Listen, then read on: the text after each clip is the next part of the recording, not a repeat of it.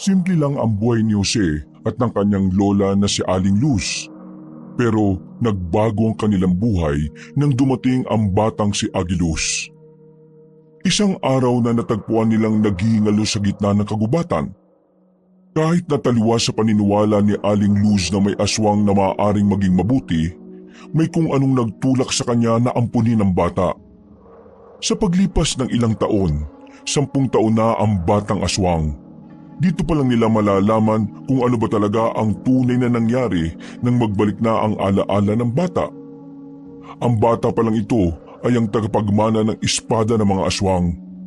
Ang espada na papaslang sa masamang aswang na si Carlos. Papatayin ng mga masasamang aswang ang bata para wala nang gagamit ng espada. Sa ganitong sitwasyon, malalagay ang buhay ng maglola sa alanganin. Ganon din ang buhay ng karamihan. Ano nga kaya ang mangyayari sa kanilang kapalaran sa oras na makadaupang palad na nila ang mga aswang? Matutulungan kaya sila ng batang si Agiluz? O magtatagumpay ang kasamaan ng aswang na si Carlos? Ang kapalaran ng ating mga bida ay malalaman natin sa pagpapatuloy ng ating kwento. Dito lang sa nag-iisang tambayan ng ating nag-iisang channel, ang mga kwento ni Kabanong.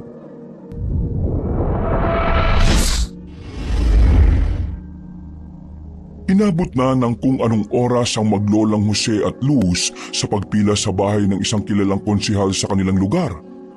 Maaga pa lang ay naroon na sila para sana makatanggap din ng pamaskong handog. Sa hirap kasi ng buhay, para sa kanila ay malaking tulong na ang 3 kilo ng bigas at ang ilang sardinas na kanilang matatanggap. Pero matatapos na lamang ang araw ay wala pa rin silang napapala. Mahaba pa rin ang pila pero mangilan-ngilan pa lang ang nabibigyan sa kanila. Nawawalan na rin ng pag-asa si Jose. Sa katunayan, kanina pa nito gustong makauwi. Pero naniniwala pa rin ang kanyang lola na makakatanggap sila ng pamasko. La, hayaan na natin to. Mukha tayong kawawa rito eh.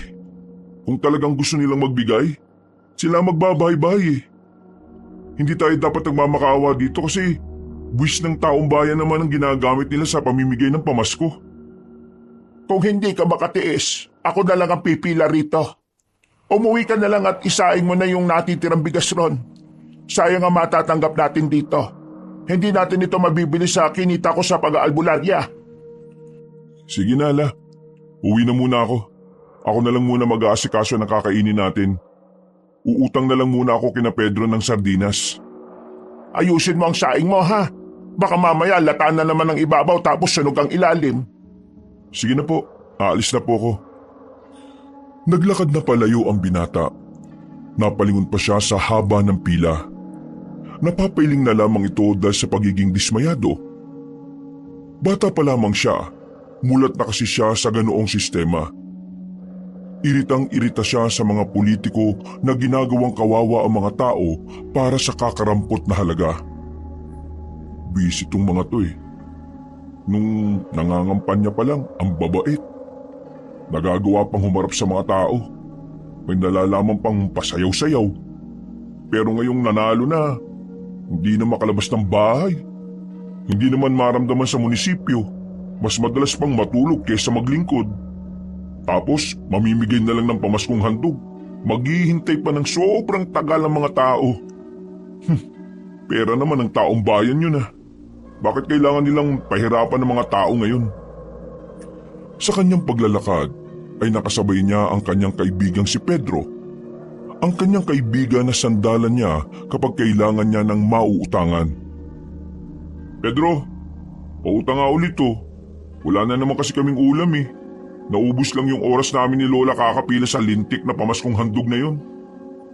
Teka, kakausapin ko muna si Mama. Kasi pre, yung utang nyo, mas mahaba pa kaysa dun sa pasensya ni Mami. Pero huwag kang mag-alala. Gagawa natin ng paraan yan.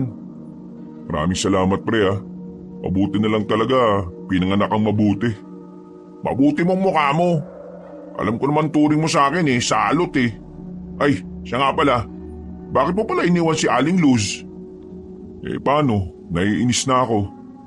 Tingnan mo naman yung haba-haba ng pila pero wala pa rin napapala mga tao. Mangilan-ngilan pa lang yung nakakatanggap. At mukhang mga kakilala pa nila ah.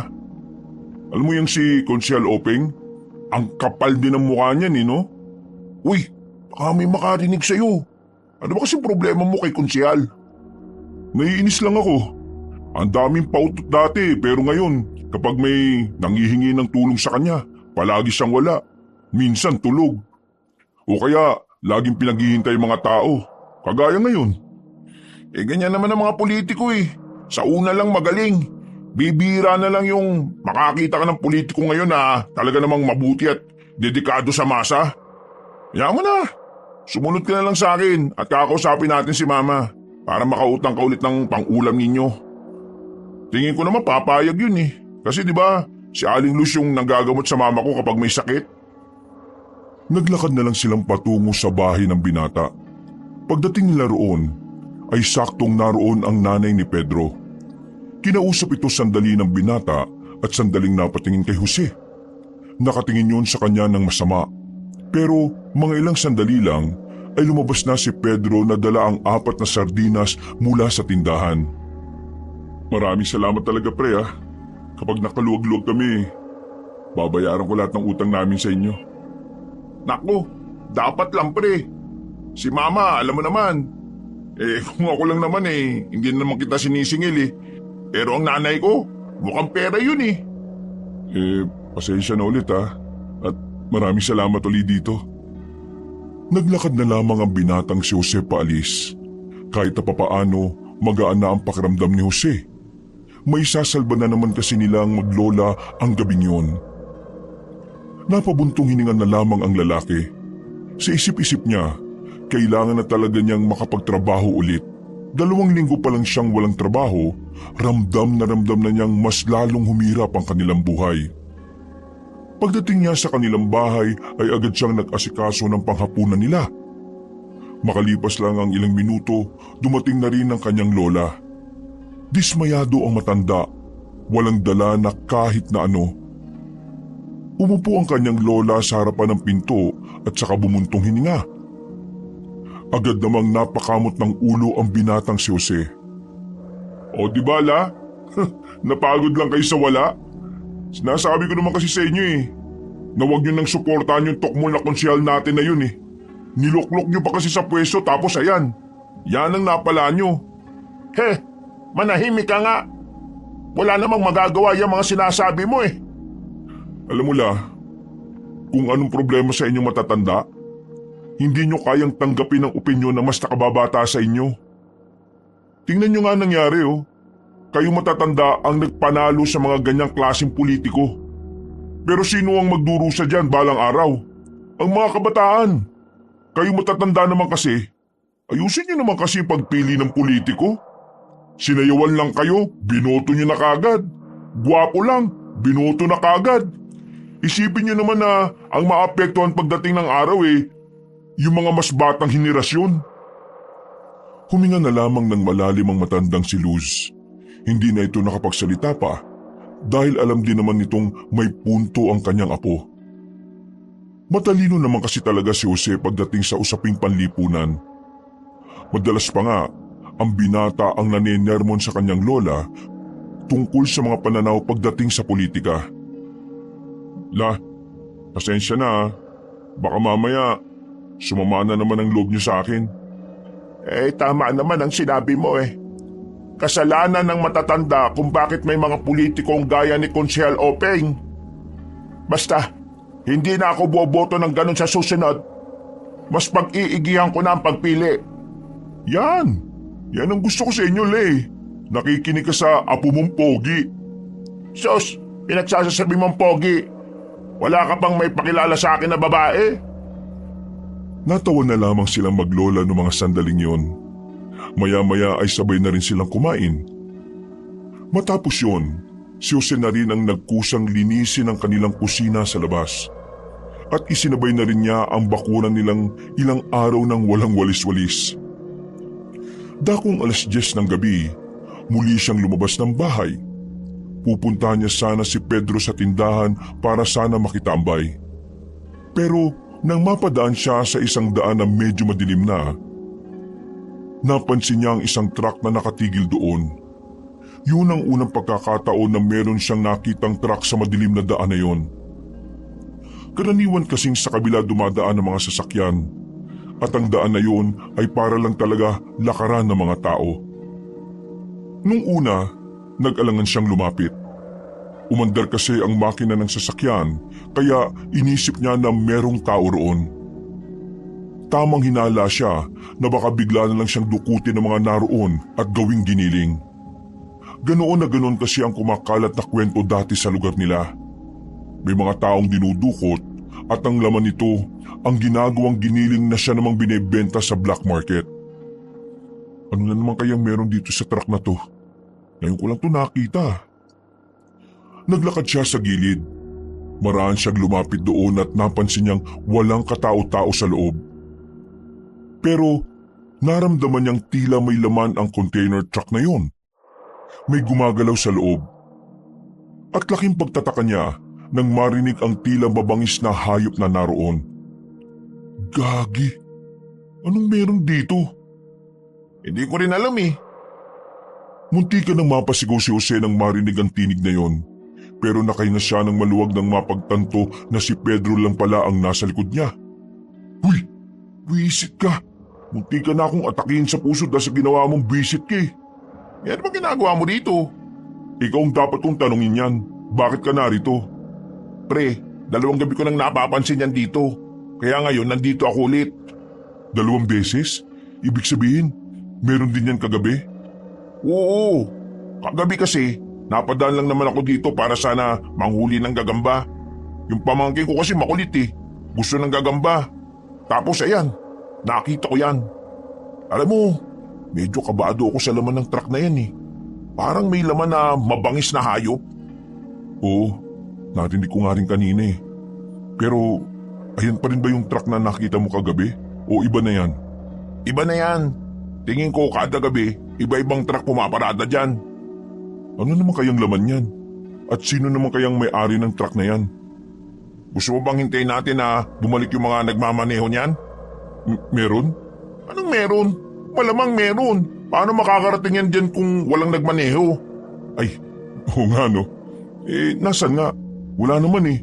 Ihintayin nga natin. Baka mamaya may ginagawa na pala silang illegal dito sa lugar natin eh. Di, susumbong natin. Tayo ngayon ang bida. Sira ulo, mag-isip ka nga.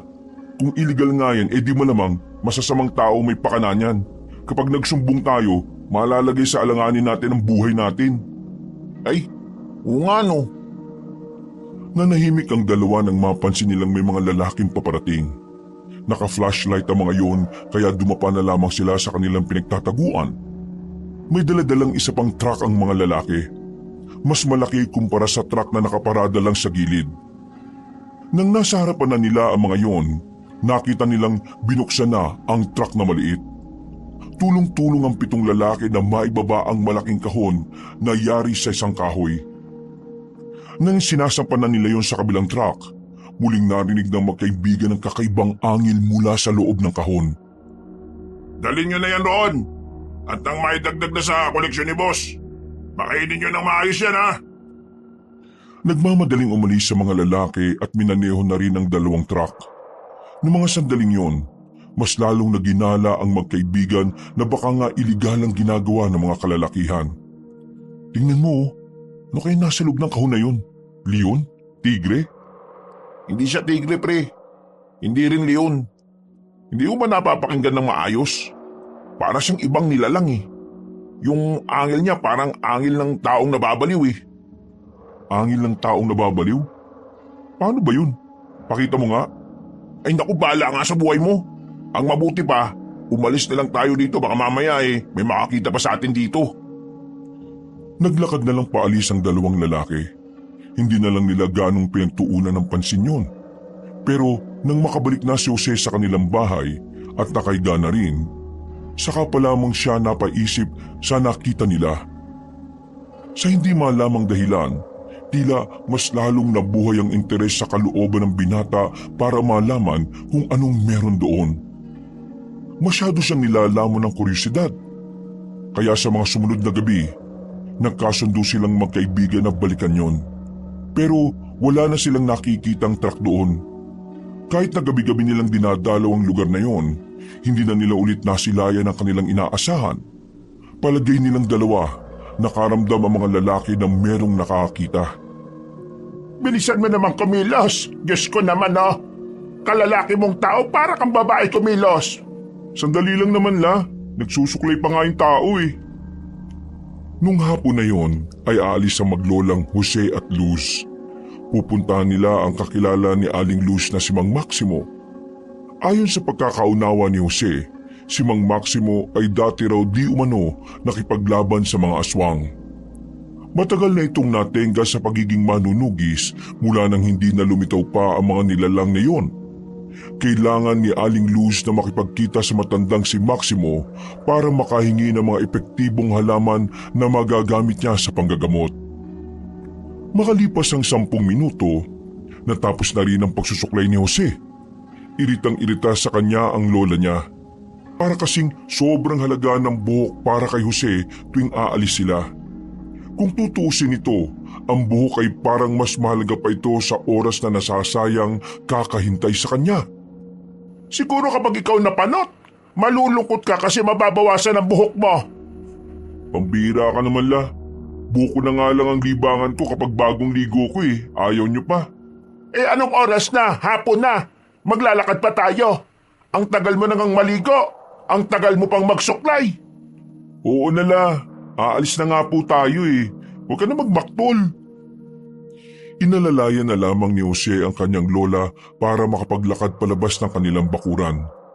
Hindi naman kalayuan ang kanilang lalakarin. Pero dahil may mga parting paakyat dahil medyo bulubundukin ang kinaroroonan ni Mang Maximo, batid ng binata na magbubuhat na naman siya ng matanda. Makalipas ang ilang sandali, paakyat na rin sila sa lugar ni Mang Maximo. Isang baryo din yun na kagaya ng sa kanila. Marami na ring tao at kabahayan. Naaabot na rin doon ng supply ng kuryente at tubig. Kinilala na rin ang munisipyo bilang isang ganap na komunidad. Ay sa wakas, nakarating na rin tayo. Ay nako, nakakapagod.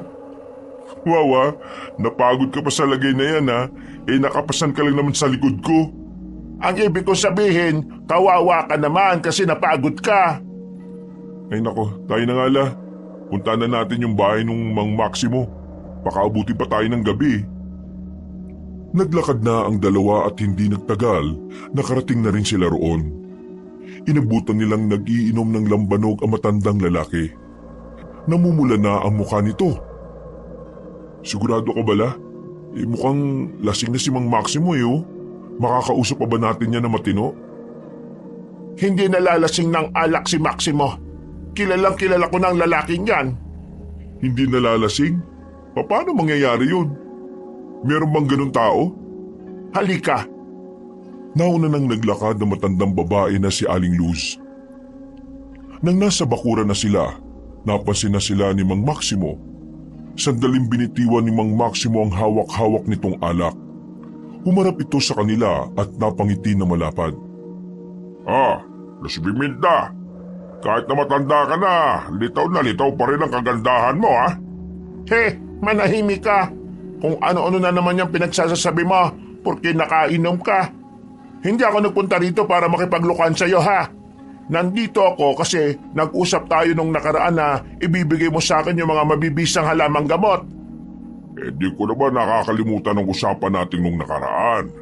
Sadyang natutuwa lang ako sa ganda mo na walang kupas. Pero teka, sino tong kasama mo? Ay, siya nga pala. Siya si Jose, ang sinasabi ko sa yung apo ko. Jose, alam mo bang itong lola mo sobrang ganda nung araw? Isa ako sa mga nanligaw dyan kaso binasted ako nito Sinagot niya yung lolo mo. Siyempre, mapagparaya naman ako kaya hinayaan ko na lang. Hoy, ano ba? Pag-uusapan pa ba natin yung nakaraan? O pag-uusapan natin yung ipinunta ko rito? Ikaw naman, mainipin ka talagang tao. O sige na, Jose. Iwanan mo na muna kami. Pumunta ka na muna ron sa gilid ng bahay namin. May makakausap ka dyan para hindi ka naman mainip kakahintay. Naglakad na lamang ang binata patungo sa direksyon na sinabi ng matandang lalaki. Pagliko niya sa gilid ng bahay, nakita niya ang isang dalagang maputi. Maganda at mahaba ang buhok. Maamo ang mukha nito. At ang mga mata ay parang nangungusap. Napatigil siya sa paglalakad nang magtama ang kanilang paningin. Hindi maunawaan ng binata kung ano ang kanyang nararamdaman. Hindi naman sinabi ni Lola na may magandang babae pala rito. May sinasabi ka ba? Ha? Oh, hindi, wala. Ang sabi ko, kung pwede lang dito muna ako. Sabi kasi ni Mang Maximo, dito na raw muna ako eh. Ikaw ba yung apo ni Aling Luz Viminda? Oo, ako nga. Manahimik ka dyan. Ayoko na maingay kapag naglalaba ako. Sinunod ng binata ang sinasabi ng babae. Hindi siya nagsalita hanggang sa sunduin na siya ng kanyang lola. Dala na ng matandang babae ang mga halamang gamot na nakalagay na rin sa bayong. Napakamot na lamang sa ulo ang binata. Hindi man lang niya nakausap ng maayos at matagal ang babaeng si Melanie. Anong pangalan ng apo ni Mang Maximo? Melanie. Bakit? Type mo ba? Bakit hindi mo naman kasi sinabi agad na may ganong klase ng apo pala siya? Sus! Type mo lang si Melanie eh. Oo la. Sa buong buhay ko ngayon lang ako nakakita ng maganda eh. Sinasabi mo ba na puro pangit ang nasa baryo natin? Parang ganun na nga po. Magtino ka. Matinong babae yon. Pero mabagsik si Melanie. Yun nga ang gusto ko babaeng mabagsik. Sira ulo. Ibang bagsik atang iniisip mo eh. Si Melanie, mas magaling pa siyang manunugis kaysa sa lolo niya. Napanganga na lamang ang binatang si Jose sa sinabi ng kanyang lola. Ang unang pumasok sa utak niya, mala Amazona ang datingan ni Melanie. Ganun pa man, mas lalo siyang ginanahan. Ang gusto kasi niya sa mga babae ay yung mga babaeng matatapang at kayang tumayo sa sariling mga paa. Habang naglalakad sila ng kanyang lola sa gilid ng kalsada, meron silang nakitang batang lalaki na tumatakbo. Iika-ika ang batang lalaki. Nakalaunan, bigla na lamang bumagsak sa lapag. Nag-aalala ang matandang si Luz nang makita yon. Nagmamadali itong makalapit. Nakita nila ang batang lalaki na maraming sugat, maraming kalmot sa katawan, duguan at wala ng malay. Baka mamaya tayo pa mapagbintangan dyan ha. Tumawag na lang tayo ng pulis. Hindi natin pwedeng iwan ang batang ito rito. Nakikita mo naman ang kalagayan niya Hindi ka ba naaawa? Tara, tulungan mo ako. Dadali natin sa ospital yan? Alam mo naman wala tayong pera. Dadali natin sa bahay. Ako ang gagamot siyan. Bilisan mo na. Ang daan mo pang sinasabi. Napilitan na lamang ang lalaking Jose. Kahit naduguan ng batang nasa harapan niya ay binuhat na lamang niya yon. Mabilis silang naglakad. Halos tumatakbo na nga rin. Dumaan sila sa daan na wala ng gaanong tao. Doon ang daan kung saan nila nakita ni Pedro ang truck na nakaparada. Madali silang nakarating ng kanilang bahay nang walang nakakakitang tao. Agad na inihiga ni Jose ang batang lalaki na wala pa ring malay. Inihanda niya ang lahat ng gagamitin ng kanyang lola. Habang sinusuri naman ni Aling Luz ang sugatan na bata. Nang ayos na ang lahat, mabilis na inasikaso ni Aling Luz ang bata. Gamit ang mga natitira niyang panggamot, binigyan niya ng paunang lunas sa mga tinamong sugat ng batang lalaki. Tumagal ng halos 1 oras bago natapos yon. Pagbalik ni Jose sa loob, marami ng benda ang katawan ng bata. Napasandal na lamang si Jose sa dingding habang nakaupo. Ano na naman pumasok sa isip mo, la? Alam mo namang pwede tayong mapahamak sa kanya. Alam ko. Alam kong baka mamatay ang batang ito at baka tayong mapagbintangan. Pero nakita kong lumalaban siya. Kaya dapat ko siyang iligtas. Kapag naging albularyo kay maiintindihan mo rin ako. Pero hindi bale, maayos rin naman ang mga sugat na niya. Nalinis ko na rin. Tingin mo la, saan niya kaya nakuha yung mga sugat niyang yan? Ang dami, hindi normal. Inatake ba yan ng mabangis na hayop sa kagubatan? May kutob ako kung saan. Pero hindi pa ako sigurado kaya hindi ko na muna sasabihin sa iba. Bakit la? Ibang tao po ba ako? Kahit nasabihin ko sa iyo, hindi ka rin naman agad maniniwala. Ano nga po yun? Paano ko malalaman kung kapanipaniwala yan kung hindi mo naman sasabihin? Aswang. Aswang? Ano ho? Aswang? Seryoso? O di ba? Hindi ka makapaniwala. Kaya manahimik ka na muna dyan. Magpapahinga na muna ako dahil napagod ako sa panggagamot. Bantayan mo ang batang ito, ha? Hinayaan na lang ni Jose ang kanyang lola. Kitang-kita niya kasi ang pagod sa mukha ng matandang babae. Habang nasa harapan siya ng batang lalaki, hindi niya maiwasang hindi tingnan ang mga sugat nito. Napapaisip din kasi siya talaga kung papaanong kinaya pa ng bata ang ganong karaming sugat. Lalo pat sinasabi ng kanyang lola na aswang ang may gawa nito sa bata. Naniniwala naman si Jose sa aswang. Kinalakihan na niya kasi ang mga kwento ng kanyang lola na noon marami talagang aswang sa kanilang lugar. Kaya nga lang, dahil nga wala pa ring nagpapakitang aswang, hindi niya yun pinagkainteresan pa. Para sa kanya, isa na lamang lumang kwento o pangit na kasaysayan ang mga tungkol sa nilalang na yon. Pero ngayon, labis siyang napapaisip. Kapag tinitingnan niya ang haba at laki ng sugat ng bata, naiisip niya na baka nga nagbabalik na ang mga aswang. Sa kakabantay sa batang lalaki, nakaidlip na rin si Jose sa gilid. Nagising na lamang siya nang maramdaman niyang may kumikilos sa labas ng bahay nila. Pagtingin niya sa kinahihigaan ng bata, wala na yung doon. Napabangon siya kaagad. Pagtingin niya sa labas, nakita niya si Aling Luz at ang batang lalaki na naroon.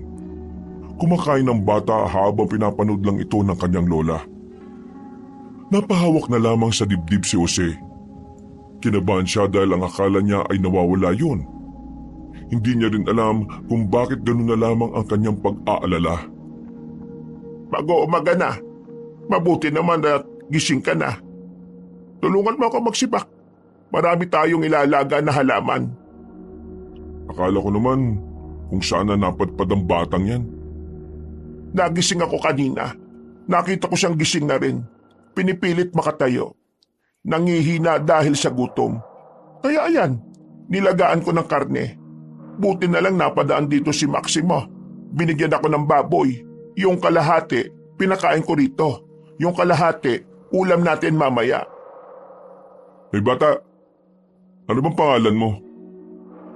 Tumingin na muna sa kanya ang batang lalaki na parabang inaalam kung mabuting tao siya.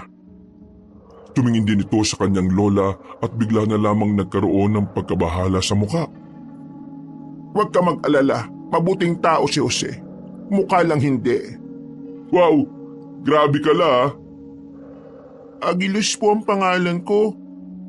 Agilus? Ang gandang pangalan ah. Taga-san ka ba? Hindi nakapagsalita ang bata. Parang nag-isip na ito ng malalim. Pero umiling-iling na lang ito sa kanya. Wala siyang naaalala maliban na lang sa pangalan niya. Nagkaroon siya ng amnesia? Oo, tama.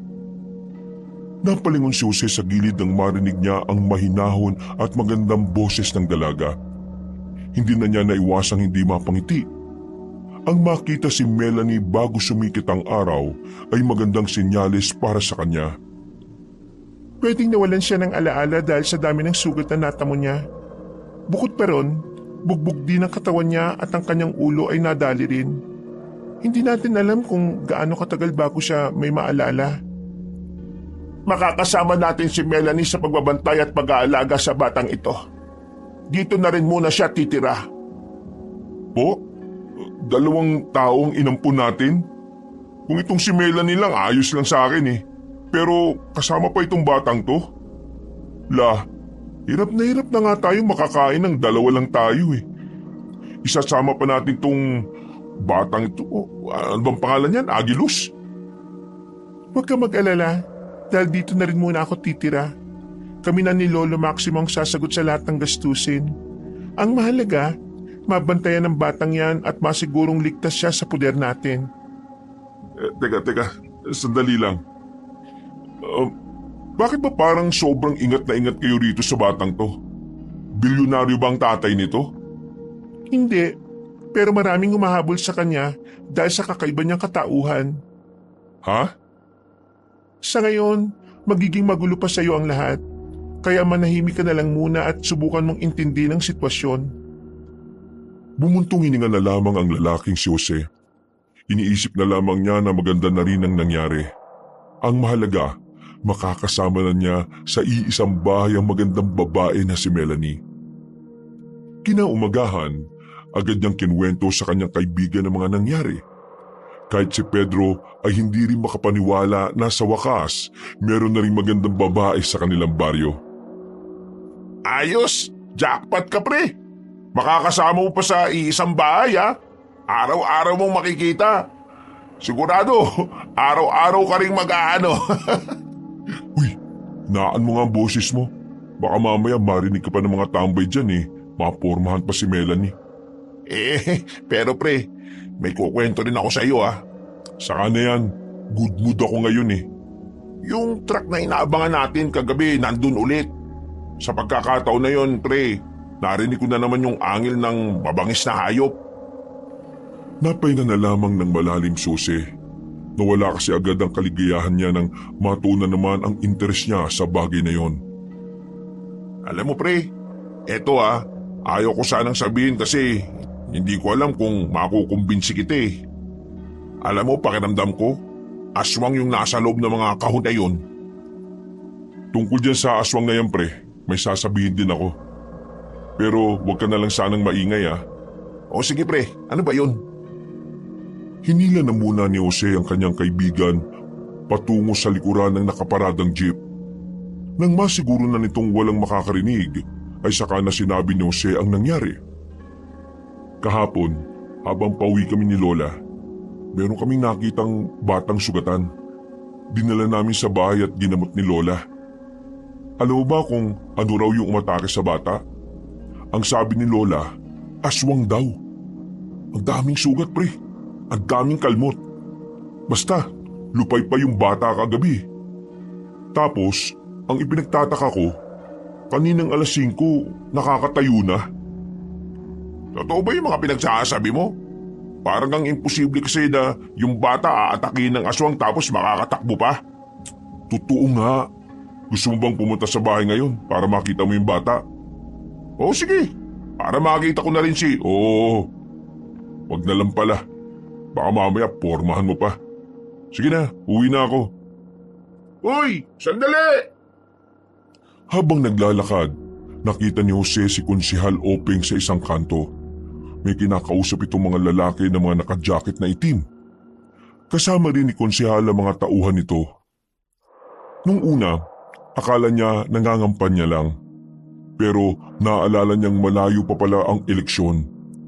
Hindi rin naman pwedeng mamigay ng pamasko kasi alam niyang barat ang konsehal. Hanggang sa nakita na niyang may inabot na sobre sa mga lalaki. Lumingon-lingon si Jose sa paligid. Siya lang ang taong nakakakita. Napasiksik siya nang makita niyang papalapit na ang konsehal. Nang makaligpas na ang mga yon, ay saka lamang siya nakahinga na maluwag. Ay nako, parang kilala ko yung mga yun ha. Parang sila yung mga lalaki sa truck. Ano kayang transaksyon sa kanila ni Konsehal Openg? Hindi na siya nagtagal sa kanyang kinalalagyan. Dali-dali na lamang siyang umuwi sa kanila. Pagdating niya sa bahay nila, inabutan niyang naglalaro sa bakuran ang batang si Agilus. Nanlaki ang kanyang mga mata nang mapansing tila gumaling na agad ang mga sugat sa katawan ng bata. Nagmamadali siyang pumasok sa loob. Sakto namang naghihiwa ng gulay ang matanda at pati na rin si Melanie. La, sabihin niyo nga sa akin, anong klaseng tao ba si Agilus?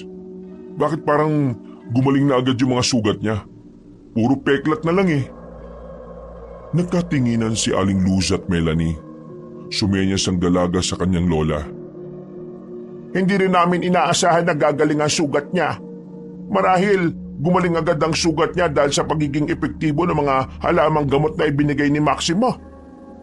Pero walang normal na tao na hihilom agad yung mga sugat sa loob lang ng halos 12 oras? Hindi tao si Agilus. Ho? Ano po siya? Sisiw? Aswang siya. Muntikan nang matumba ang binata nang marinig ang sinabing yun ng kanyang lola. Buti na lamang ay napahawak siya sa upuan nung mga sandaling yon. Aswang yung bata? Bakit yun dinala rito? Pambira naman talaga oh. Hindi masamang aswang ang bata. Nagmula yan sa angkan ng mga aswang na may mabubuting puso.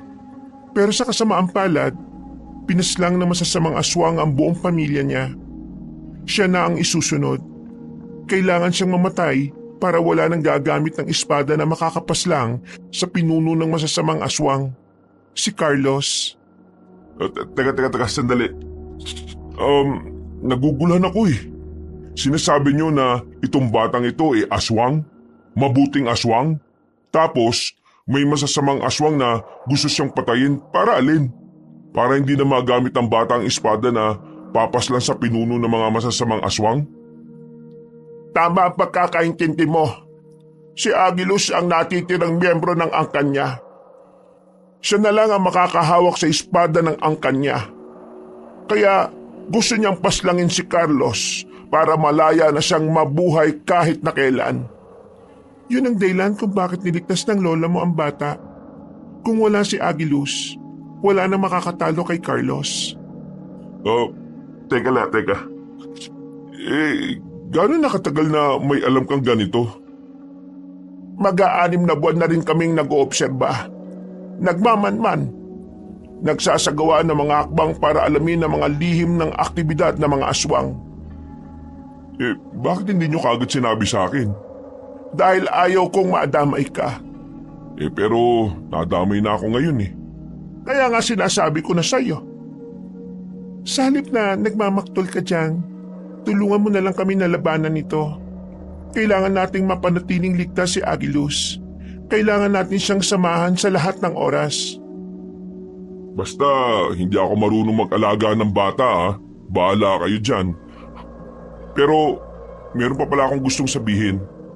Tutal, napapanahon ng aswang ngayon. Sasabihin ko na rin to. Nitong mga nakaraang gabi lang, may nakita kami ni Pedro na kahinahinalang truck eh. Meron silang nilalabas na malaking kahon. Hindi namin sigurado kung ano ang laman nun. Basta, naririnig naming umaangil ng malakas. Parang may mabangis na hayop. Kanina lang, nakausap ko si Pedro. Ang sabi niya, hinala niya raw na baka aswang ang nasa loob ng malalaking kahon na yun eh. At ito pang nalaman ko. Yung mga lalaki nakita kong nagbababa ng malalaking kahon, nakita ko silang kausap ni Konsyal Openg. May inabot na pera si Konsyal. Kaya tingin ko, may ginagawang kakaiba ang konsyal natin dito, La. Hindi ko alam ang sinasabi mo, Jose. Pero kung totoo ngang may ginagawa siyang masama, kailangan natin yung aksyonan. Baka may connection siya sa mga aswang. Mamayang gabi, ituro mo sa akin kung nasaan ang bahay ng konsehal. Ako? Oo. Alaga naman ang lola mo. Apo, puntahan niyo ang bahay ni konsehal. Kailangan niyo makakuha ng impormasyon tungkol sa kung anuman ang ginagawa niya. Napatango na lamang si Jose. Sa isip-isip niya, ito na ang tamang pagkakataon para makapagpasikat sa dalaga. Pagkakataon na rin niya ito para masolo at makausap si Melanie. Pagsapit ng kinagabihan, sumama nga si Jose sa babae. Pasimple silang naglakad patungo sa kinaroroonan ng bahay ng konsehal. Wala nang mga nakapila roon para sa pamaskong handog. Nagsawa na kasi ang mga tao. Malaki pala talaga ang bahay ng konsehal na ito. Siguradong meron ngang itinatago ito sa loob. Sigurado ka bang kaya natin to? Natuduwag ka ba? Hindi ah. Bakit? Kahit ako nga lang kaya ko na ito Kung binabalak mong magpasikat sa akin, pakiusap wag na. Baka mabulilyaso pa tayo. Sumunod ka lang sa akin. Wala kang ibang gagawin kundi sumunod sa akin. Naintindihan mo ba ako? Tumutungo na lamang si Jose na para bang bata. Nang makakuha na sila ng tiyempo, mas lumapit pa sila sa bandang gilid ng malaking bahay. Bagyang madilim yon, kaya mas naging madali para sa kanila na lumapit. Nung mga sandaling yon, aminadong kabado si Jose. Yung kasi ang unang pagkakataon na gagawa sila ng ganoong klase ng bagay. Pero dahil kasama niya ang dalaga, pinipilit na lamang niyang magmukhang matapang. Hindi niya hahayaang ma-turn off sa kanya si Melanie. Nang makarating na sila sa bandang dulo, nagkaroon na rin sila ng pagkakataon na makapasok. Inakyat kasi nila ang pader. Nang nasa likuran na sila ng bahay, nasipat nila sa loob si Konsyal Openg na may kausap sa telepono. Lumapit sila ng bahagya para marinig ang sinasabi ng matandang lalaki. Narito na ang mga alaga natin. Baka sa makalawa, makakausap ko na rin ang mga bayar nito. Dadalhin ito sa ibang bansa. Solido ito pare. Dito lang sa Pilipinas nakakakuha ng ganito. Paano namin nahuli? Hindi namin hinuli.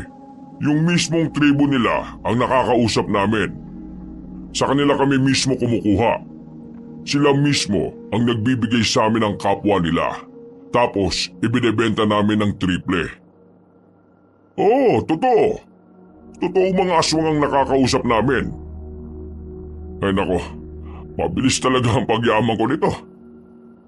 Nang marinig nila ang mga sinabing yun ni Konsehal, nakaramdam ng kilabot si Jose. Dito na niya napagtanto na talaga palang pwedeng negosyo ang pagbebenta ng aswang.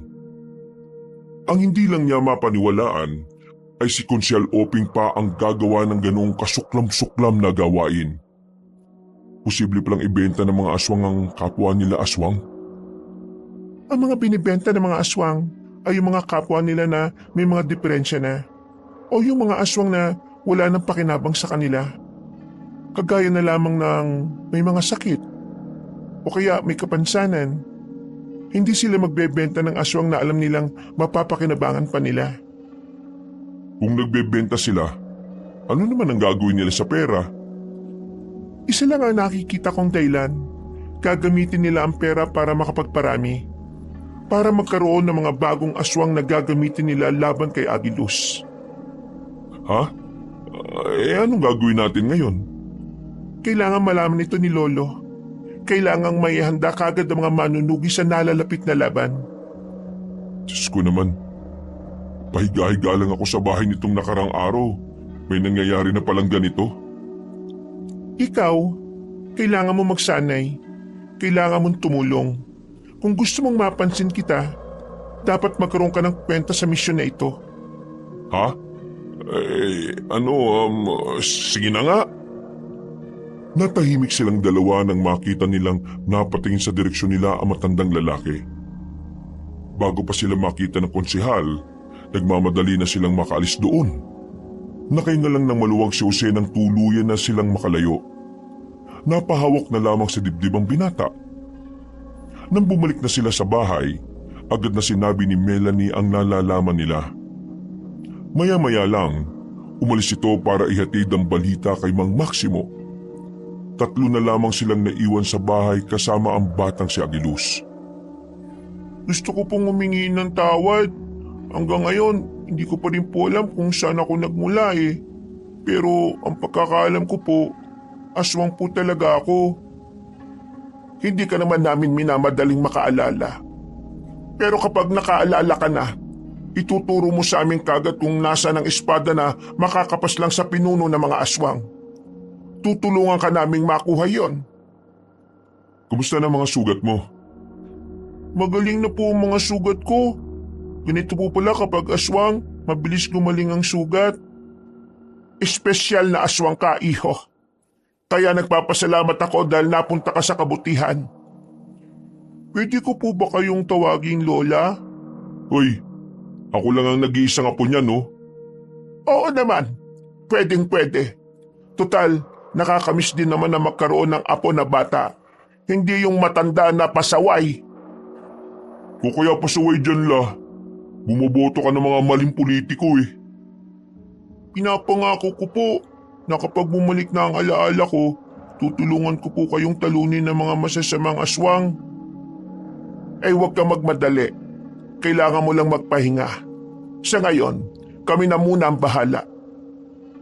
Hinaplos sa matandang babae ang buhok ng batang si Agilus. Napangiti naman ang bata. Kinabukasan, nabigla na lamang si Jose nang dumating si Mang Maximo kasamang iba pa nitong mga miyembro na manunugis. Ayon sa matandang lalaki, ang hapon na yun ang itinakdang araw para pigilan ang transaksyon ni Konsyal Openg dun sa mga aswang. Kahit na ayaw sumama ni Jose, napilitan na lamang siyang sumama dahil naroon si Melanie. Naglakad sila patungo sa bahay ng konsehal. Sinubukan pa silang pigilan ng mga tauhan nito pero walang nagawa ang mga yun nang maglabas ng mahahabang katana ang mga manunugis. Nasaan ang ama niya? Hindi pa man nakakasagot ang pinagtanungan nilang kasambahay, bumaba na sa hagdan na matandang lalaki na si Openg. Humarap ito sa kanila ng nakasimangot at salubong ang kilay. Anong ibig sabihin nito? Bakit kayo pumasok sa bahay ko nang hindi nagpapaalam? Alam niyo bang trespassing ang ginagawa niyo? Pwede ko kayong kasuhan. Hindi mo ba muna tatanungin kung ano ang pinunta namin dito? Ano nga ba ang pakay ninyo rito? At bakit niyo binubulabog ang bahay ko? Ang pakay namin dito ay walang iba, kundi ang mga alaga mong itinatago mo at ibinibenta mo sa ibang bansa. Ha? Ano pinagsasabi nitong tao na to? Teka nga. Sino ka ba? Hindi mo ba ako kilala? Ako ang konsehal sa baryong ito. Wala akong pakialam kung sino ka pa. Itinutok ni Mang Maximo ang mahabang katana sa liig ng matandang si Openg. Nang dahil dito, nakaramdam na rin ng takot ng konsehal. Melanie, hindi naman niya agad papatayin yan, di ba? Hindi nagsalita si Melanie. Sinenyasan lang siya nito na manahimik sa gilid. Ano bang problema? Wala naman akong kasalanan sa inyo Sa amin wala, pero sa mga tao meron. Alam mo bang nilalagay mo sa alanganin ang buhay ng lahat dahil sa ginagawa mo? Ano ba kasing ginagawa ko? Nagtatago ka ng aswang at ibinebenta mo sa ibang bansa. Nanlalaki ang mga mata ni Mang Openg. Kahit na halatang halata na sa mukha nito, hindi pa rin ito umaamin. Anong tinatagong aswang? Anong aswang? Walang aswang. Hindi naman totoo yung aswang na yan Kung hindi ka aabil wala na akong magagawa. Inambanan ni Mang Maximo ang kanyang katana. Akmang tatagain na nito sa liig ng konsehal nang bigla itong sumigaw. Oo na. Amin ako. Aamin ka rin pala, ang dami mo pang sinasabi. Ituro mo sa akin kung nasaan ang mga aswang. Bilisan ba? Oo na. Pero pwede bang ibaba mo muna yung katana na yan? Itataas ko ulit sa leeg mo yan kapag kumulit ka. Bilisan ba? Nauna nang naglakad ang konsehal. Sinundan naman nila yon. Meron silang pinasukan na isang silid. Sa silid na yon ay may sikretong lagusan sa ilalim ng carpet. Bumaba sila roon. Kasama pa rin si Jose, na sa mga sandaling yon aminadong nawiwindang sa mga kaganapan. Hindi niya inakala na sa wakas, makakaganti na rin siya sa mga araw na pinagmukha silang kawawa ni Konsyal Openg. Pagbaba nila roon, nakita nila ang malawak na underground. Naroon ang iba't ibang uri ng aswang na nakalagay na sa loob ng matibay na aquarium.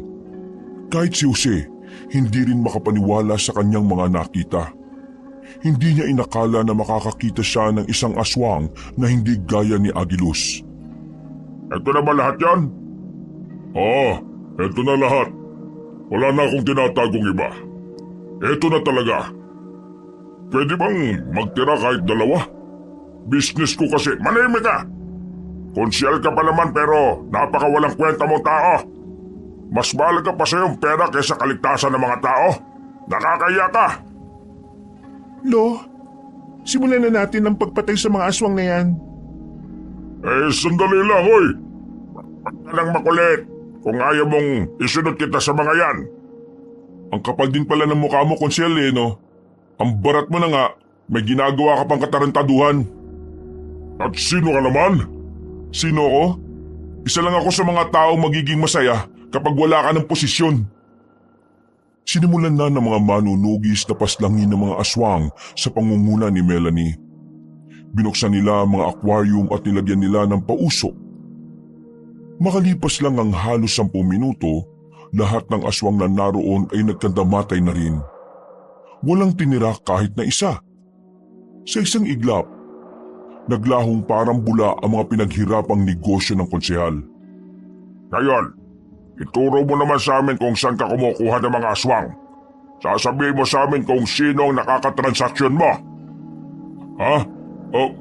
Hindi ko alam eh. Sumagot ka ng maayos, konsehal. Para hindi na to tumagal pa.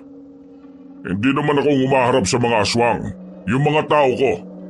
Tingin nyo isusugal ko ang buhay ko para humarap sa mga halimaw na yon? Hindi. Sino ba mga tauhan mo? Sinabi ni Mang Openg ang mga pangalan ng mga tauhan nito. Sinabi rin nito kung saan matatagpuan ang mga yon. Iniwan na nila ang konsyal sa bahay nito. Iyak lang yun ng iyak na parang bata. Naunang umalis sila Melanie at Mang Maximo. Hahanapin pa kasi nila ang mga tauhan na sinasabi ni Konsyal Openg. Si Jose naman, binalikan na lamang ang kanyang lola, na sa mga sandaling yon ay binabantayan ang batang si Agilus. Anong ginagawa nyo? Naabutan niyang nakaupo ang batang lalaki sa gitna ng 4 na kandilang itim. Nakapikit ang matandang babae, pero napadilat ito nang matapos na rin ang ginagawa sa bata. Niriritwalan ko siya. Sinusubukan kong kumonekta sa isipan niya. Pero sadyang hindi kaya ng ritual na alam ko na pasukin ang utak niya. Siya nga pala. Ano naman ang nangyari sa lakad niyo? Nabisto na namin yung mga alagang aswang ni Konsyal Openg. Pinagpapapatay na ni Melanie. Ngayon, umalis sila para hanapin yung mga tauhan ni Konsyal. Yun kasi ang nakakalam kung saan makikita yung mga aswang na katransaksyon ni Konsyal Openg. Kung gano'n talagang nagsisimula na talaga ang gulo. Gulo? Kapag nalaman ng mga aswang ang ginawa natin, siguradong magpaparamdam na rin sila. Hindi sila papayag na wala rin silang gagawin. Kaya naman, sa mga susunod na araw, gusto kong doon ka na muna kina Pedro. Maging palamunin ka muna roon. Ayaw kitang madamay sa gulo. Mas gugustuhin ko pa na madamay kaysa maging palamunin. Tsaka nangako ko kay Melanie, sasama ako. Sigurado ka ba sa sinasabi mo? Hindi biro ang pagsabak sa ganitong gulo. Sasama ako, Hindi ko hayaan na mag-isa ka lang sa ganitong laban. Huwag mo ako lakahin. Magpapasikat ka lang kay Melanie. Natawa na lamang ang matandang babae sa kanya. Mga ilang sandali pa, nakabalik na rin sila Melanie. Dismayado ang maglolo dahil natagpuan nilang bangkay na ang mga tauhan ng konsehal. Mga wala na raw ulo. Hinala nila, pinaslang na ang mga yon ng mga aswang para hindi makapagsalita. Nang umalis na rin si Mang Maximo, nagtanda na sila para sa kanilang pagtulog. Dakong 12:00 ng gabi, hindi pa rin dinadalaw ng antok ang binata. Nakatingin lang siya sa mga sapot ng gagamba sa ilaw nila. Pero mga ilang sandali lang, nakaramdam na rin siya na parang may mainit na dumadaloy sa kanyang tagiliran. Pagbangon niya, sa kanya lang napagtanto na ang katabi niyang si Agilus ay umihi sa higaan. Uy! Buwisit naman Buwisit! Aswang ba talaga to? Bakit umiihi sa higaan? Napabangon na matandang si Luz at si Melanie na kapwa gising na rin pala. Natatawa na lamang ang dalawa kahit na mukhang banas na si Jose. Mga ilang sandali lang, nabigla si Jose nang biglang tumayo si Melanie. Kinuha nito ang katana nitong nakasabit sa dingding. Sumenyas naman si Aling Luz sa dalaga. Anong nangyayari, May nararamdaman kaming aswang sa labas. Napatayo na rin si Jose kahit na basang-basa pa rin ang tagiliran niya ng ihi. Agad siyang sumunod sa labas at sumama kay Melanie. Naabutan niya ito, hindi pa nakakalayo mula sa kanilang bahay. Ano, nakita mo ba? Mukhang kailangan na nating umalis dito ngayong gabi. Bakit? May nagmamanman. Tingin ko, alam na nilang narito si Agilus. Papatayin nila ang bata. Eh di ba marami namang pangontra sa bahay? Hindi naman siguro sila makakapasok. Buti sana kung mga pangkaraniwang aswang lang ang darating. Paano kung kasama nila si Carlos na hindi naman tinatabla ng pangontra? Kaya ko siyang labanan, pero luging-lugi tayo sa dami nila. Kailangan na natin bumalik. Nagmamadaling bumalik ang dalawa sa bahay. Pinag-impake na agad nila si Aling Luz at agad namang ginising si Agilus para makapagpalitan ng suot. Si Jose naman ay nagpalit na rin ng kanyang damit. Pero dahil hindi naman siya nakapaghugas, nangangamoy mapanghi pa rin siya. Sa kailaliman ng gabi, lumabas sila ng kanilang bahay. Hawak-hawak ni Melanie ang kanyang katana. Habang inaalalayan naman ni Jose ang bata at ang kanyang lola. Habang naglalakad sila sa gilid ng kalsada, dito na nila naramdaman na parang may sumusunod na sa kanila. Kahit si Jose, naririnig na rin nila ang tila nagbubulong-bulungan. Mukhang malaking pagkakamali talagang lumabas tayo ng bahay. Mas mapapahamak tayo kung mananatili tayo ron. Isa pa, pwedeng maraming madamay na tao. Jose, ikaw nang bahala sa bata. Kami narito. Teka. Pati ikaw lola lalaban? Tingin mo, magdadala ako ng ita kung tutunga nga lang ako. Dali mo na si Agilus kay Lolo. Bilisan mo, mauna na kayo. Hindi na nagsayang pa ng pagkakataon si Jose. Dali-dali na siyang tumakbo paalis. Nang lumiko na sila sa gilid, nakita nilang may 3 lalaki na nakaupo roon. Kahina-hinala para kay Jose ang 3, kaya hindi siya dumaan doon. Nang lagpasan nila yon, nakita niyang sumusunod na ang 3 sa kanila. Kuya, baba mo na ako. Lalabanan ko sila. Magtigil ka. Bubwit ka pa lang no. Malalaking daga na yon. Aswang din ako, kuya. Lalabanan ko sila. Huwag ka na nga makulit. Maabutan nila tayo kapag di ko sila nilabanan eh. Ay sus, ang kulit mo naman. Aray! Kinagat ng batang si Agilus ang braso ng lalaki. Nang mabitiwan niya ang bata, nakita ni Jose na nilabanan nga ng bata ang 3 aswang. Mabilis ang ginawang pagkilos ng bata. Para bang hindi ito nanggaling sa malalang mga sugat. Kumuha siya ng bato sa gilid para tulungan niya ang bata. Nilapitan niya si Agilus at binato sa mukha ang isang lalaking aswang. Tinamaan naman niya yun, dahilan para mapaatras ito. Aalis na sana mga yun pero hindi yun pinatakas ni Agilus. Pinagkakalmot ng bata ng mahahaba nitong kuko ang 3 aswang hanggang sa mamatay na ang mga yon. Ang bihira. Bata ka ba talaga? Bata lang po ako, pero ang batang aswang ay sobrang layo po sa mga normal na bata lang. Oo na. Tara na. Palis na sana sila ng mga sandaling yon, pero natanong nilang may mga aswang na namang paparating. Pero sa pagkakataong yon, hindi na nila mabilang kung gaano yun karami. Wala silang ibang magagawa ng mga oras na yon kundi ang umatras. Hindi pa sila nakakalayo, may isang tricycle ang tumigil sa kanilang harapan. Pre, sakay na! Uy, Pedro! Bilis! Anak ng teteng oh! Wala silang sinayang na pagkakataon. Madali silang sumakay roon. Pinaharurot naman ni Pedro ng mabilisang tricycle. At dahil doon, hindi na nga sila nahabol pa ng mga aswang. Makalipas lang ang ilang sandali, ipinarada na nila ang sasakyan sa gilid. Naglakad na sila patungo sa baryo nila ni Mang Maximo. Kaninong tricycle yung ginamit natin, pre? Sa kakilala ko. Inayos ko kasi kanina eh. Tinesting ko ngayon. Nakita ko kayong natakbo.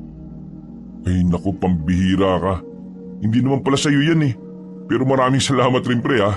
Kung hindi ka dumating, baka kung napano na kami. Yan ba yung sinasabi mong bata na inampon ni Aling Luz? Oo, si Agilus. Alam ko na pre, nakita ko kanina. Ang alin?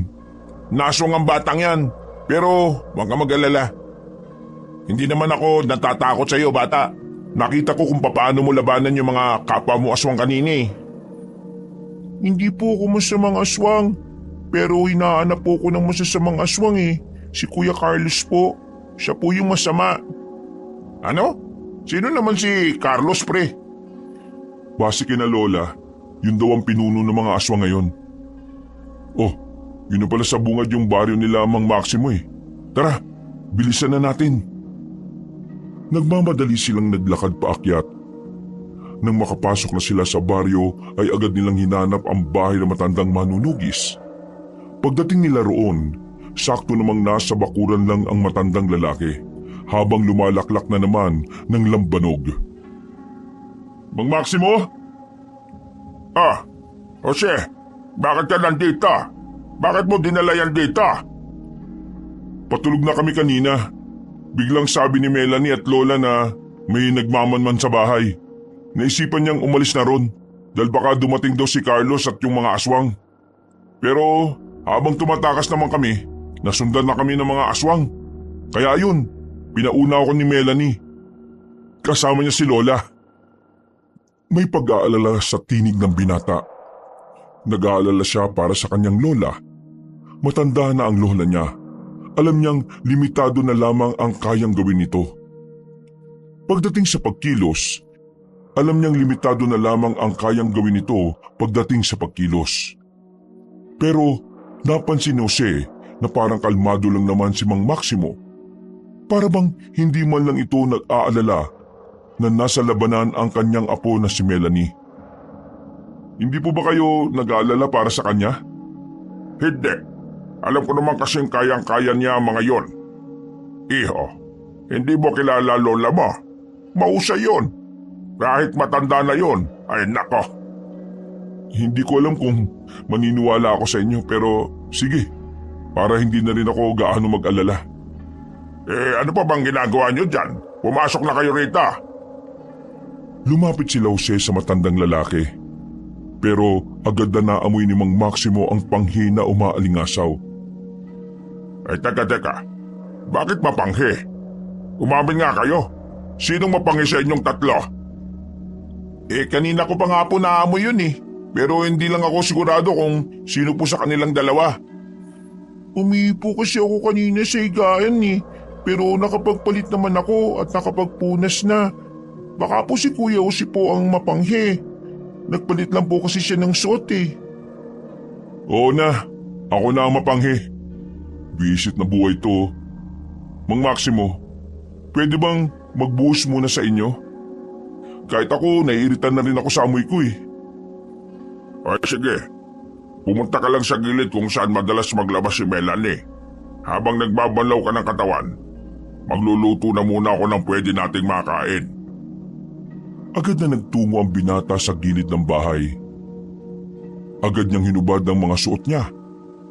Wala na siyang suot na kahit na ano. Madilim naman doon, kaya ayos lang sa kanya. Nakapaghugas naman siya kaagad at nawala na rin ang mga mapanghing amoy. Pagbalik niya, nakahanda na ang mga pagkain. Tahimik lang silang kumakain ng mga oras na yon. Natulala na lamang si Jose. Hindi niya pa rin kasi maisip kung papaano naging ganon ang sitwasyon ng kanilang buhay. Parang noon lang kasi, ang iniisip lang nilang maglola ay kung papaano sila makakakain. Dakong 2:00, nakita nilang dumating si Aling Luz at Melanie. Wala namang nangyaring masama sa dalawa. Pero may mga sugat si Melanie na hindi naman ito iniinda. Mabuti naman at buhay pa kayo. Ano ba nangyari? Marami kaming napas lang sa kanila. Pero marami din naman sila, kaya tumakas na lang kami. Buti na lang at naligaw naman sila. Nakakapagod. Magpapahinga na muna ako. La, ayos ko lang ba? Huwag mo akong intindihin. Ayos lang naman ako. Lola, ito pong pagkain oh. kumain na po muna kayo para lumakas po kayo. Maraming salamat, Agilos. Pero teka, bakit nandito itong si Pedro? Siya po kasi yung nagligtas sa amin eh. Dudumugin kami ng mga aswang. Buti na lang, dumating siya na dala ang tricycle. Kaya pala may nakita kaming tricycle sa babaan. Sandaling natahimik ang paligid na parabang may napadaang anghel. Mararamdaman ang kaba sa bawat isa. Dito na mas napagtanto ni Jose na nagiging seryoso na ang lahat. Dahil ayon kay Aling Luz at Melanie, si Agilos talaga ang puntirya ng mga aswang. Bukas, kailangan niyong umalis dito. Pumunta kayo sa kampo. Mas ligtas kayo roon. Pero ikaw, Jose, at total, kasama mo na rin naman ang tropa mo. Sasamahan niyo ako rito. Po? Bakit po? Anong gagawin natin dito? Nakakasiguro ako na meron akong bisita bukas ng umaga. Kailangan ko ang tulong ninyong dalawa. Kailangan ko ng alalay. Sinasabi mo bang pupunta rito si Carlos? Kukunan ko ng dugo mamaya ang batang ito. Nang sa ganon maiwan ang amoy ng bata rito. Lalabas ako bukas ng hapon. Susubukan kong pasunurin dito si Carlos. Kapag pumasok siya ng bakuran na ito, katapusan na niya. Natapos ko na ang solidong ritual na talaga namang makakaapekto sa utak niya. Sa oras na lumagpas pa siya sa guhit na yan, abay, tapos ang buhay niya sa akin. Para maintindihan niyong dalawa, ang ritual na sinasabi ni Lolo ay isa sa mga makalumang ritual na kung saan ginagamit lang ito sa mga aswang. Maglalagay ang magriritual ng 4 na kandilang itim na pakudrado. Ito ang magsisilbing boundary sa pagitan. Kaya ang mga kandila na yon ay di basta-basta kandila. Dahil naglalaman yun ng itim na mahika na gumagana lang kapag aswang mismo ang paggagamitan. Sigurado ka bang magiging epektibo ang gagawin mo? Hindi ka ba mapapahamak? Alam mo kung gaano kalakas ang aswang na si Carlos. Nag-aalala ka ba sa akin? Kinikilig tuloy ako. Tumigil ka nga. Seryoso akong nagsasalita eh. Luz, pinaghandaan ko ang planong ito. Halos 1 taon ko rin itong inaral. Nakakasiguro ko na ito lang ang bukod tanging ritual na tatalab kay Carlos. Kung sakaling hindi tumalab, Jose, at ikaw kaibigan ni Jose, tumakbo agad kayo. Kasi katapusan nyo na rin doon. Nagtindigan ang balahibo ni Jose ng mga sandaling yon. Maging si Pedro ay hindi na rin nakapagsalita. Parang nagsisisi na si Pedro na napasama pa sa gulong yon. Sa pagkakaalala niya, sinusubukan lang naman niya ang makina ng tricycle na ginagawa niya. Pumasok na muna sila sa loob ng bahay. Habang ginagamot ni Aling Luz sa mga sugat ni Melanie, sinubukan naman ni Jose na makaidlip. Bagsak na kasi ang mga mata niya. Pero sa tuwing maaalala niya ang banta ng mga aswang, bigla siyang napapadilat. Nagiging tamang hinala na siya sa bawat kaluskos na maririnig niya. Pakiramdam niya, anumang oras ay bigla silang malalagay sa panganib. Sa kakaisip ng kung ano-ano, hindi na namalayan ni Jose na nakatulog na pala siya. Paggising niya ay tirik na ang araw sa labas. Siya na lang pala ang natitirang nakahilata roon. Nasa labas na ang lahat at nagsisimula ng mag-almusal. Mabuti naman at gising ka na. Kanina pa kita ginigising pre, ayaw mong bumangon. Kaya kumain na lang kami kahit wala ka. Masaya naman kami kahit kami lang. Sira ulo.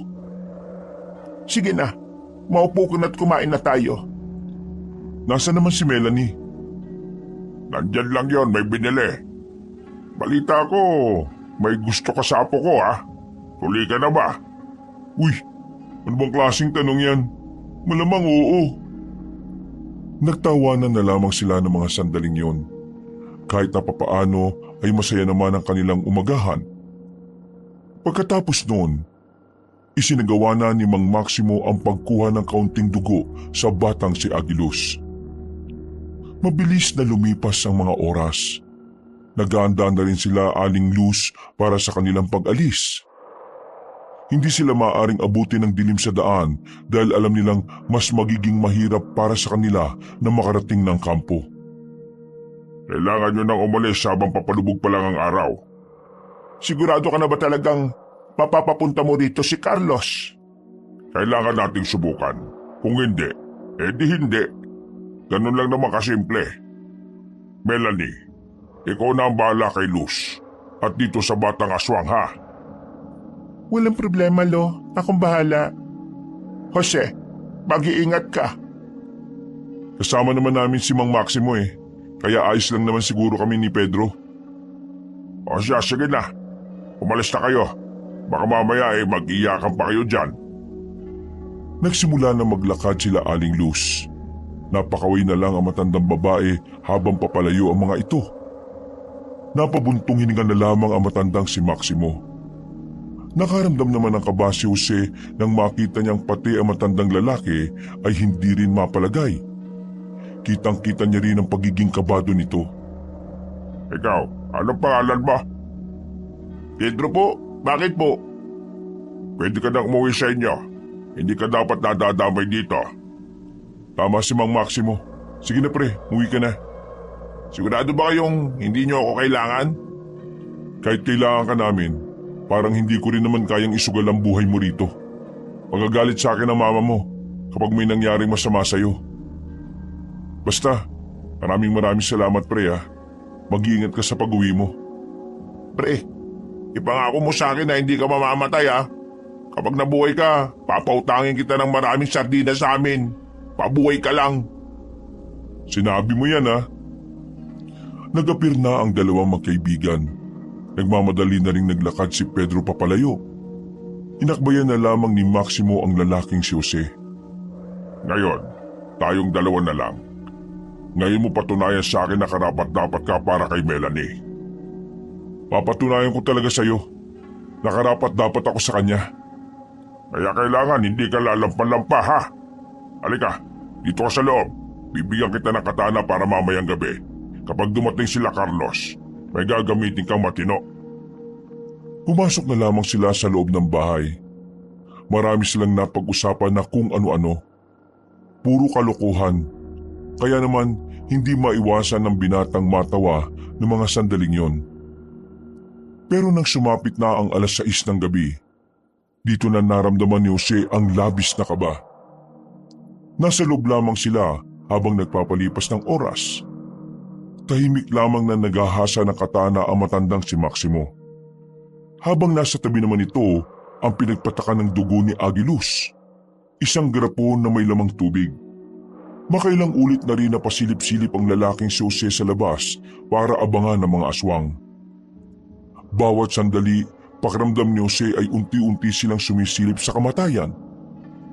Sa oras na malagay ang buhay nating dalawa sa alanganin, kailangan may makaligtas sa atin. At ikaw yon. Kailangan nilang malaman kung ano ang nangyari. Bakit kung magsalita po kayo, parang mamamatay na kayo? Hindi ba tatalabang ritual na ginawa nyo? Sa katunayan, hindi ko rin alam. Ito ang unang pagkakataon na susubukan ko yon. Pero ipagdasal na lang natin na sana magtagumpay tayo sa gagawin natin.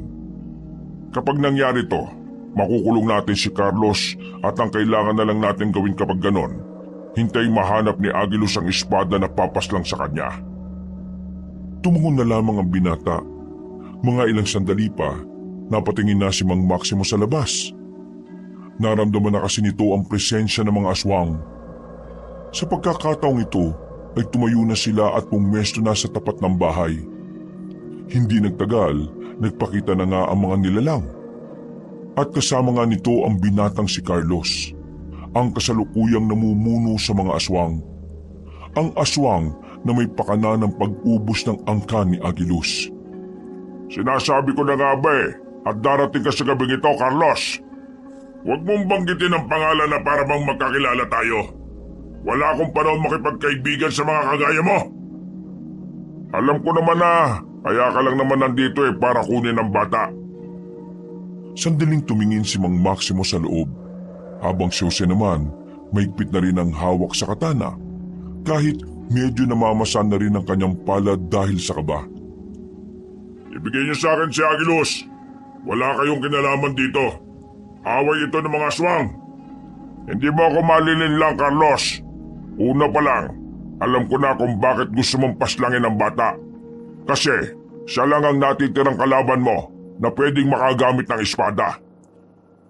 Alam ko na taktika mo, iha. Hindi ko ibibigay sa iyo si Agilos. Kung gusto mo siyang makuha ngayon, kailangan mo muna akong kalabanin. Huwag mong inuubos ang pasensya ko, tanda. Wala akong panahon sa iyo. Ibigay mo bata. Tapos ang usapan. Wala siya rito.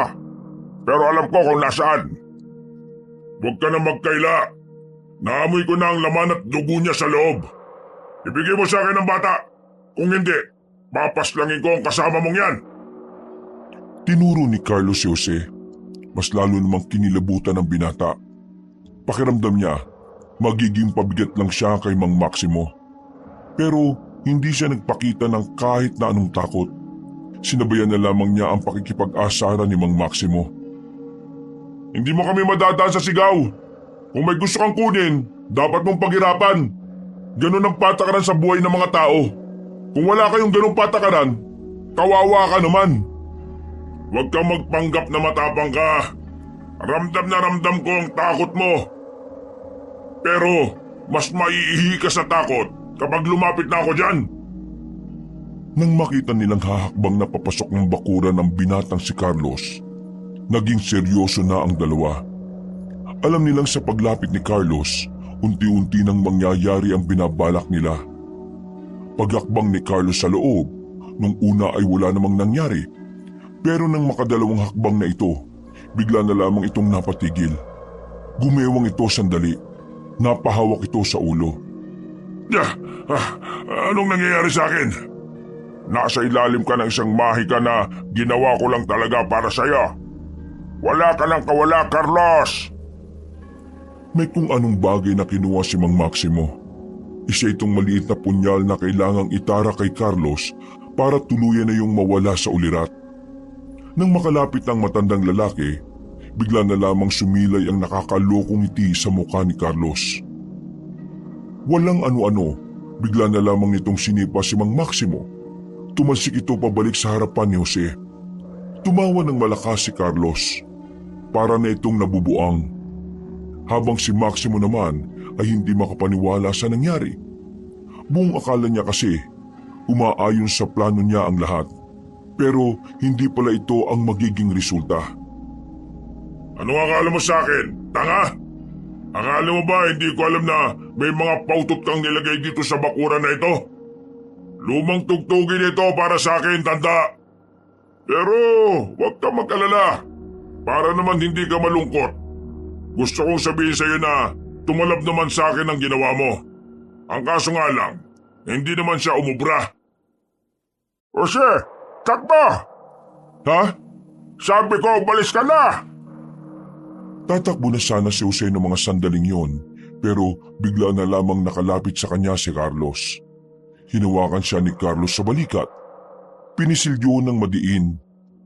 Nakaramdam agad ng panghihina ang binatang si Jose. Buti na lamang ay nakalapit agad si Mang Maximo. Sinubukang patamaan ng katana ni Mang Maximo ang lalaki, pero agad namang itong nakailag. Mang Maximo, kailangan natin siyang labanan ng sabay. Hindi, kailangan mo umalis. Delikado ka. Nakakalimutan niyo na bang may kailangan akong patunayan? Talagang porsigido ka ha. Sige. Pumorma na ang dalawa habang si Carlos naman ay iiling-iling lang at natatawa na lang din. Hindi nagtagal, nakipagsagupaan na nga sila sa lalaking aswang. Kamay lang ang ginagamit sa kanila ni Carlos. At kahit na may katana silang hawak, kitang-kita pa rin na tagilid ang dalawa sa laban na yon. Madalas lang na makailag si Carlos. Ni hindi pa nga ito seryoso sa laban. Hanggang dyan lang ba ang kaya niyong gawin para ipagtanggol ang batang tinatago niyo? Mga ibang! Bumuntong hininga si Mang Maximo nang makaramdam ng pagod. Saka lamang din napansin ni Jose na may sugat na rin ang matandang manunugis. Sa mga sandaling ito, ang pagtakas na lamang ang natitirang paraan para makaalis sila ng buhay. Pero sa sitwasyon, mukhang walang balak si Carlos na paalisin sila ng buhay. Kabado, tensyonado at natutuliro na ang utak ni Jose. Wala siyang magawa. Kahit si Mang Maximo din ay wala ring magawa. Nararamdaman ni Jose na parang pinapahaba lamang ni Mang Maximo ang oras para magkaroon siya ng pagkakataong tumakas. Kung gusto mong makuha si Agilos, kailangan mo muna akong harapin. Yun lang ang tanging paraan. Ayoko nang patagalin pa ito. Naiirita na ako sa mga sinasabi mo. Lumundag na mataas ang lalaking si Carlos. Pagbagsak nito ay napunta ito sa likuran ni Mang Maximo. Nakatanggap ang matandang lalaki ng mahabang kalmot sa likuran. Sinundan pa yun ng bandang balikat patungo sa kaliwang braso. Pero kahit na ganon, hindi pa rin tumigil si Mang Maximo na lumaban. Natutulala na lamang si Jose sa gilid. Batid niya na kahit tumulong siya, wala rin namang mangyayari. Lumakbo ka na! Bilisan pa! Natauhan ng binatang si Jose. Nagmamadali siyang tumungo sa gilid ng bahay kung saan naroon ang daan patungo sa lagusang paalis. Pero bigla na lamang siyang hinarang ni Carlos. Akmang kakalmutin na siya pero pumukol ng punyal si Mang Maximo. At tinamaan naman ang pinunong aswang sa bandang dibdib. Nakakuha ng pagkakataon si Jose na makapunta sa gilid. Habang si Carlos naman ay sandaling natigilan. Ikaw na ang bahalang mag-alaga sa apo ko. Sige na! Nakangiting wika ni Maximo. Naiyak na lamang si Jose ng mga sandaling yon. Alam niyang kapag nilisan na niya ang lugar na yon, yun na rin ang huling pagkakataon na makikita niya si Mang Maximo. Tumango na lamang siya sa matandang lalaki at dali-dali na rin tumakbo. Sinubukan pa siyang habulin ng ibang aswang pero masyadong mabilis ang kanyang takbo. Isa pa, sa dinaanan niya ay maraming nakatanim na bawang. Dahilan para hindi na siya habulin ng mga aswang. Isang oras siyang takbo ng takbo. Hindi na niya namalayan na nakarating na pala siya sa kalsada. Habang tumatakbo, bigla na lang may humablot sa kanyang lalaki papunta sa gilid. Nang mapagtanto niyang si Pedro yon, hindi na siya nagpumiglas pa. Nagtungo sila ni Pedro sa liblib at doon sila nag-usap. Natakas na ako kanina. Nakita ko yung mga aswang. Napilitan na lang ako magtago sa takot na baka makita nila ako eh. Isang oras na ako nakatago doon kanina. Hindi ko pa nabalikan yung tricycle. Yari na to. Iniwan ko si Mang Maximo habang kalaban niya si Carlos. Huwag mong sisihin ang sarili mo. Ginawa mo naman ang lahat, di ba? Yun din naman ang utos niya. Kailangan masabi ko kina Melanie ang nangyari. Pero pre, hindi ko maiwasang hindi manghina at mainis. Wala akong magawa habang nakikipaglaban siya. Hindi na natin may babalik ang nangyari, pre. Ang maganda nating gawin, magpakabuti tayo sa susunod nating laban. Ibig ko sabihin, mag-practice tayo. Mag-aral tayo. Para sa susunod, may alam na rin tayo kung paano haharapin ang mga aswang na yun. Oo, tama ka. Kailangan natin magkaroon ng kaalaman. Pero ang problema ko ngayon, saan kaya natin mahahanap ang kampo nila? Yun ang hindi nasabi sa akin ni Mang Maximo. Yun lang. Problema nga yan. Siguro magpalipas na lang muna tayo rito. Pagsapit ng umaga, balikan natin si Mang Maximo. Noong mga sandaling yun, nagpa siya ang dalawa na magpalipas ng oras sa kinalalagyan nila. Malamok at malamig doon. Pero tiniis na lamang nila yon kaysa naman malagay pa ang buhay nila sa alanganin. Kinaumagahan, ginising siya ni Pedro. Tirik na ang araw sa paligid. Dali-dali silang bumangon. Noong mga sandaling yon, wala na silang sinayang na pagkakataon. Tinungo na rin nila pabalik ang matandang si Maximo. Nang dumating sila, inabutan nila si Melanie na naroon na. Nakaharap ito sa bangkay ng kanyang lolo na nakapatong sa mahabang lamesa. Unti-unting naluha ang lalaking si Jose. Hindi niya maiwasang hindi sisihin ang sarili dahil sa sinapit na matanda. Pakiramdam niya kasi, naging pabigat lang siya. Lumingon sa kanila si Melanie. Namumula mga mata nito sa kakaiyak. Pero halatang sinusubukan lang din itong maging matatag.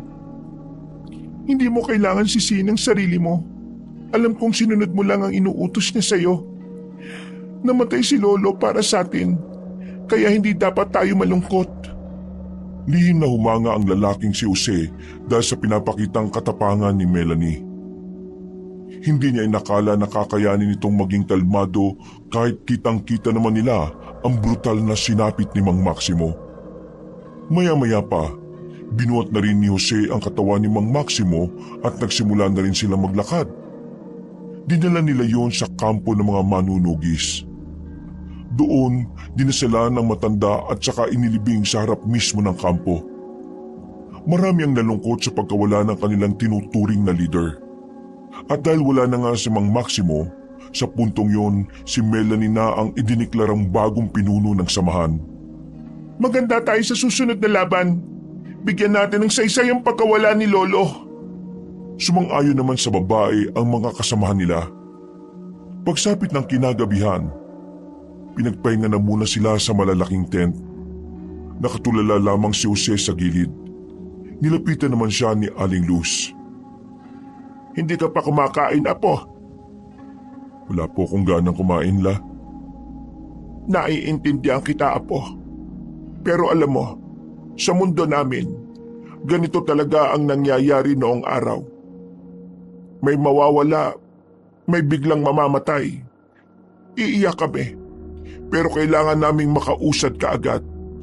Kasi alam namin, may mga umaasa sa amin.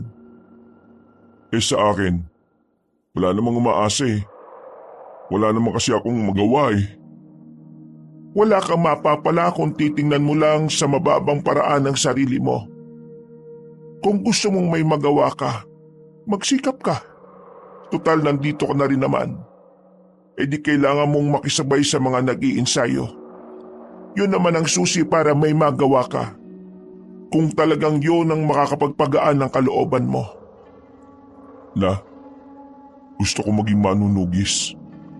Gusto kong patunayan sa sarili ko na kaya ko rin makapagligtas ng buhay. Kung noon, ayaw kitang masangkot dito. Pero ngayon, pinapayagan na kita. Gusto ko din naman kasing matutunan mong ipagtanggol ang sarili mo laban sa mga masasamang nilalang. Maraming salamat, La. Teka, nasan pala si Agilus? Nasa kabilang tent. Nilalagnat siya. Pinainom ko na kanina ng gamot pero mainit pa rin ang katawan niya. Pwede ko ba siyang makita? Puntaan mo sa kabila. Hintay na lang kita rito. Lumabas si Jose sa tent na yon at tinungo ang kinaroroonan ng bata. Gising si Agilus nang dumating siya roon. Oh, kumusta ka? Kuya Jose, sumasakit po ang ulo ko. Pinainom ka na ni Lola ng gamot. Mawawala rin yan maya-maya. Kailangan mo lang magpahinga. O kung gusto mo, kutusan kita para mawala ka agad. May mga naalala ko pero magulo eh. Teka, bumalik na bang alaala mo? Hindi pa po lahat. Pero may nakita po akong pangyayari. Inubos po nila ang buong pamilya ko. Si Kuya Carlos po. Traidor po siya. Pinaslang niya po ang buong pamilya ko. Hindi na nagsalita pa si Jose. Wala siyang masabi dahil hindi niya alam ang nararamdaman ng bata. Nakaramdam na lamang siya ng awa rito. Yung espada, kailangan ko mahanap. Yun lang pong natatanging paraan para matalo natin si Kuya Carlos. Kailangan kong maalala yun. Agilus, huwag mo na munang pilitin hanggat hindi mo pa kaya. Lalo ka lang makakasakit niyan. Hindi po. Kailangan pong magbayad ni Kuya Carlos sa ginawa niyang kasamaan. Masamang aswang po siya eh. Dumating na si Melanie noong mga sandaling yon at ito ang nagpakalma sa bata. Hinawakan ni Melanie ang noo ni Agilus. Pataas ng pataas ang lagnat nito. Nang makita nilang dumudugo na rin ang ilong nito, tinawag na rin nila si Aling Luz. Kasama na rin ang iba pang manggagamot sa samahan. Pinalabas na muna si Jose. Lumapit naman sa kanya si Pedro na may kinakain pang hita na manok. Pre, anong nangyayari? Si Agilus, may bumabalik ng alaala sa kanya. Pero hindi pa daw malinaw. Dumugo yung ilong niya ngayon eh. Pinipilit niya kasi sigurong alalahanin kung nasaan ang espada. Kawawa naman yung batang yun, no? Kahit na sabihin mong aswang siya, pero bata pa rin siya eh. Napaka-inosente. Siya ang nahihirapan. Mas nakakaawa kasi dahil naalala niyang pinaslang ng mga kapwa nila aswang ang buong pamilya niya. Sana talaga matapos na ang lahat ng ito, no? Sana wala nang buhay pang mawala. Sana nga manalo tayo. At sana matalo natin ang mga aswang. Bumuntong hininga na lamang si Jose. Bumalik na rin sila sa kanilang tolda. Maya-maya pa, narinig nilang nasa maayos ng kalagayan si Agilus. Nagpapahinga na lamang yon habang binabantayan ni Aling Luz. Dumating si Melanie sa kanilang tolda at lumapit sa kanilang dalawa. Bukas, sasaba kayo sa pag-iinsayo. Hindi pwedeng wala kayong alam. Mauuna kayong mamatay kapag hindi nyo kayang harapin ang mga aswang. Oo, gusto ko na rin mag-ensayo eh. Nangako ko kay Mang Maximo na poprotektahan kita sa abot ng makakaya ko. Huwag mong gawin yon para sa akin. Gawin mo yon para sa mas nakakarami. Kailangan nila tayo. Melanie, yung sugat mo sa paa, nakabuka oh, dumudugo. Ayos ka lang ba? Ayos lang naman ako. Sanay na ako sa ganito. Lumabas na kayo dyan at kakain na tayong lahat. Nauna nang umalis ang dalaga. Bumuntong hininga na lamang si Jose ng mga sandaling yon. Pre, tapang ni Melanie, no? May pag-asa ka kaya sa kanya? Hindi ko naman na iniisip yun eh. Ang iniisip ko na lang kung paano ako magiging kapaki-pakinabang sa laban na ito para sa lahat. Mabilis na lumipas ang mga araw. Sumalang na nga si Jose sa pag-iinsayo kasama ang iba pang mga baguhang manunugis. Hindi naging madali para sa binata ang lahat, lalo pat walang-wala talaga siyang alam na kahit na ano. Kahit tamang paghawak ng katana ay kailangan niya pang malaman. Sugatan ng kamay, paa at tuhod ni Jose. Lahat ng yun ay tinamo niya dahil sa araw-araw na pakikipagsagupaan sa mga kapwa manunugis. Sa halos 3 linggo, marami-rami na rin namang natutunan ng binata. Masasabi niyang kahit na papaano, kakayanin na rin niyang makipaglaban. Malayong-malayo na siya sa dati. Bagay na ikinatutuwa naman ng kanyang Lola Luz. Tapos na ang pagsasanay mo, Apo. Pinabati kita. Aling Luz, ako rin po. Syempre naman, kasama ka na rin doon. Handang-handa na ako sa pakikipaglaban, Lola. Sa katunayan, handa na rin naman ang lahat. Mamayang gabi, magsasagawa ng pagpupulong si Melanie sa mga kasamahan natin. Kumusta naman si Agilus? Nasa maayos naman siyang kalagayan. Unti-unti nang nagbabalik ang kanyang alaala. Maliban na lang sa kung nasaan ang espada. Yun lang ang hindi niya maalala. Nararamdaman kong nalalapit na ring mahanap ang espada na yun. Napangiti na lamang ng malapad ang binatang si Jose habang nakatingin sa kanyang lola. Makalipas ang ilang oras, sumapit na nga rin ang kinagabihan. Sinimulan na silang tipunin sa tapat ng kanilang kampo. Lahat ng mga veterano at maging mga baguhan ay nagsama-sama. Pinag-usapan ng mga bagay na dapat nilang paghandaan. Maging ang ilang impormasyon na unti-unti na rin nilang nakukuha dahil sa kanilang pagmamatsyag sa buong probinsya. Matapos ang usapan na yon, pinabalik na rin silang lahat. Dakong 10:00 ng gabi, nanatili pa rin gising ang diwa ni Jose. Kasama na niya sa iisang tolda ang batang si Agilus at Aling Luz. Habang nagpapaantok, bigla na lamang bumangon ang bata. Nagulat silang maglola. Oh, bakit ba bigla-bigla ka na lang nabangon? Akala namin tulog ka na eh. Nananaginip po ako. Anong napanaginipan mo, iho? Napanaginipan ko po kung nasaan ang espada, Lola. Naalala ko na kung saan natin matatagpuan ang espadang yon. Ha? Sigurado ka ba dyan, Agilus? Opo, sigurado na po ako. Hindi ako pwede magkamali. Ang espadang yon ay nasa bundok ng pinagbuhatan, ang dating lugar kung saan nakatira yung angkan namin bago kami guluhin ng mga masasamang aswang. Nagkatinginan si Jose at Aling Luz.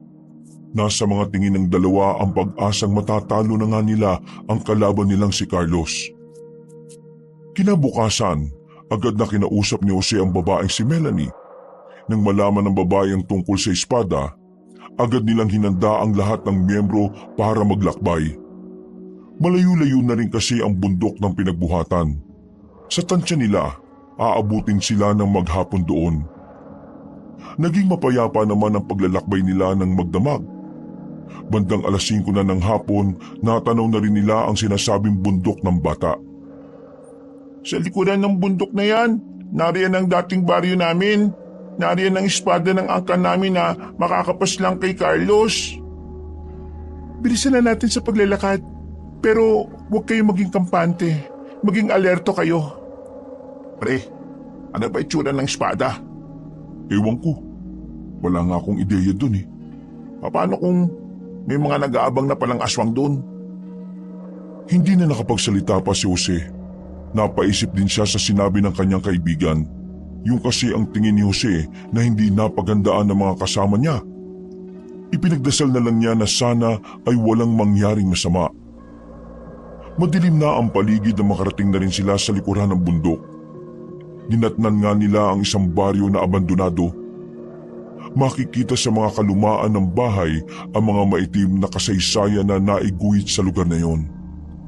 Nakakaamoy rin sila ng mga bakas ng sunog. Noong mga sandaling yon, hindi na maiwasan ng batang si Agilus na mapaiyak. Dito na nito naalala lahat ng mga mahal nito sa buhay. Naalala mo ba kung nasaan ang eksaktong kinalalagyan ng espada? Hindi ko alam eh. Ang alam ko lang, nandito sa abandonadong baryo namin ang espadang yon. Mga kasama, magwatak-watak na tayo para mabilis nating mahanap ang espadang yon. Kumalat na ang mga manunugis. Magkasama namang naganap si Jose at Pedro. Madilim ang baryo. Mabuti na lang at meron sila mga daladalang lampara. Sa kalagitnaan ng kanilang paghahanap, merong nakitang mga kalansay ang dalawang magkaibigan. Tingin mo, kalansay ba ito ng mga aswang? Ayon kay Agilus, dito pinatayang ang kanila. Kaya malamang kalansayan ng mga aswang.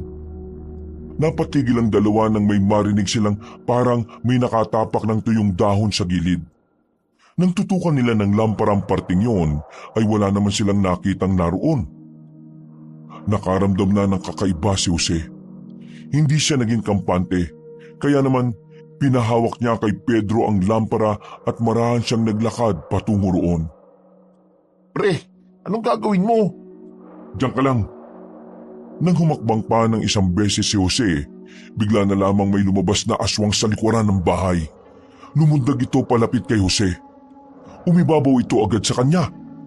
Mabuti na lamang ay alerto rin si Pedro. Mabilis nitong tinaga ang aswang sa likuran. Dahil dito ay agad-agad na umalis ang aswang. Mabilis namang tumakbo ang magkaibigan para abisuhan ang kanilang mga kasama. Pero sa isang iglap lang, biglang lumitaw ang mga aswang. Maganda kayong lahat!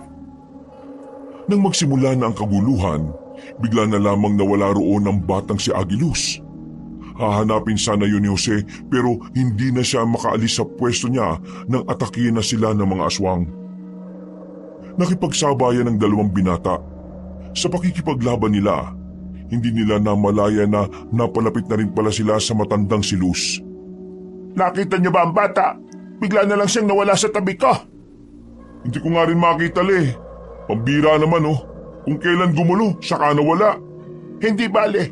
Ituon niyo na lang muna ang atensyon niyo sa laban. Nararamdaman kong ligtas lang naman siya. Nung mga sandaling yun, nararamdaman nila Jose na mas mabagsik ang mga aswang na nakakalaban nila. Mas mababangis na parang mga leon sa kagubatan na gutom na gutom. Mabuti na lang talaga. Di kalibre rin talaga ang galaw ng karamihan sa kanila.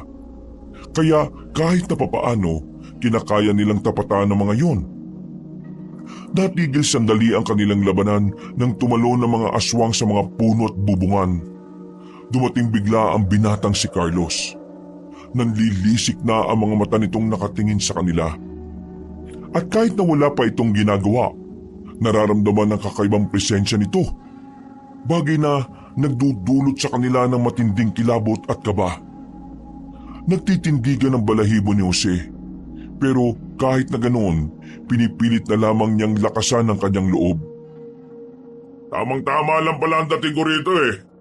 Talaga namang hindi nyo na ako pinahihirapan na mahanap kayong lahat. Lalong-lalo ka ng babae ka. Apo na matandang pinaslang ko noong nakaraan. Nandito ako para bigyan ng hustisya ang ginawa mo sa lolo ko. Pati na rin para pigilan ng kasama na binabalak mo. Alam ko naman na yun talaga ang layunin ninyong lahat eh. Ang pigilan ako. Ang kaso nga lang, hindi yun magiging madali para sa inyo. Wala ni isa sa inyo ang may kakayahan na makatalo sa akin. Nagkakamali ka.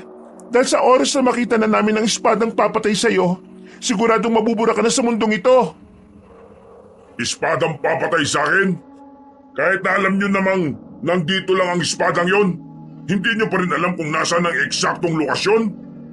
At bago nyo pa mahanap yon, sisiguraduhin kong sabay-sabay na kayong mamamatay rito. Humalakak na naman ang lalaking si Carlos. Nakisabay din sa tawa ang mga bataan nitong aswang. Natigilan lang ang tawanan ng mga yon nang may magpukol ng sibat patungo kay Carlos. Pero hindi naman yun tinamaan. Sa halip, nahawakan pa ng lalaki ang sibat at agad na pinukol pabalik. Tinamaan agad ang kasamahan nila Jose. Wala pang ilang minuto, binawian agad yun ng buhay. Dahil doon, muling sumiklab ang labanan. Nagsagupaan muli ang mga manunugis. Habang si Melanie at Jose naman, sila ang humarap sa binatang si Carlos.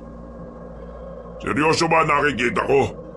Ikaw na tumakbo nung sandaling malapit ang mamatay ang matandang yon?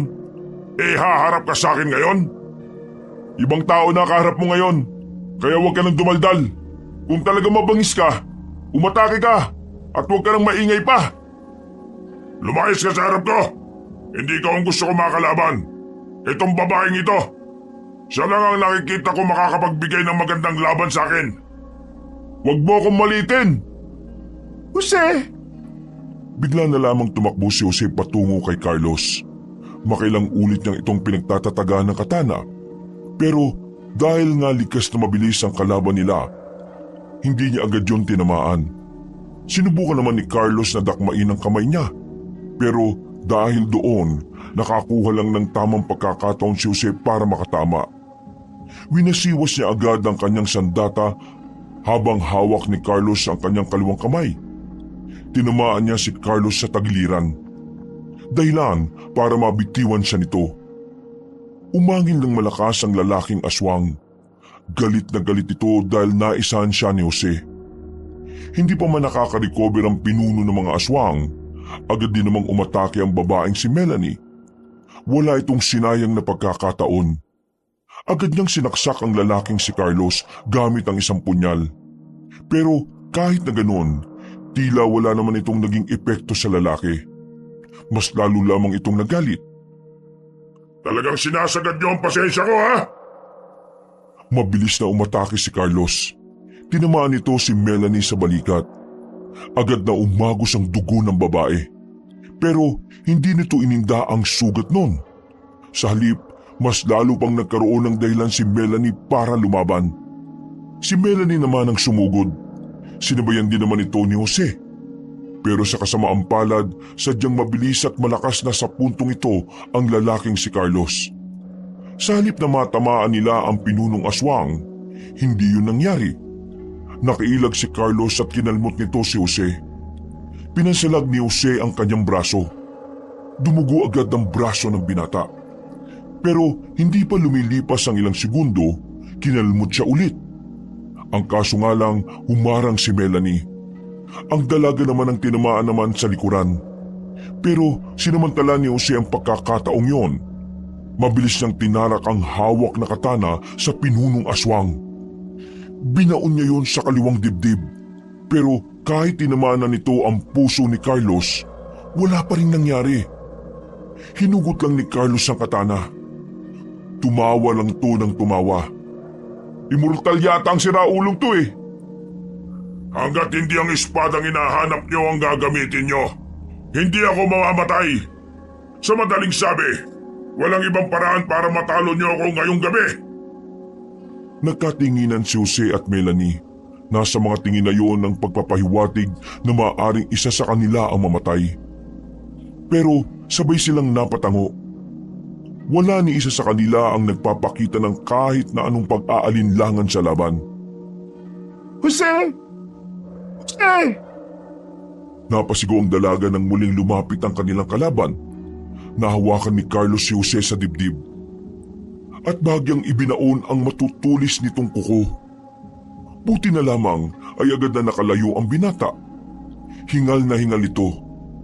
Tumingin siya sa paligid. Kita niyang patuloy pa ring lumalaban ang kanyang mga kasamahan. Pati ang kanyang lola na kasama ni Pedro.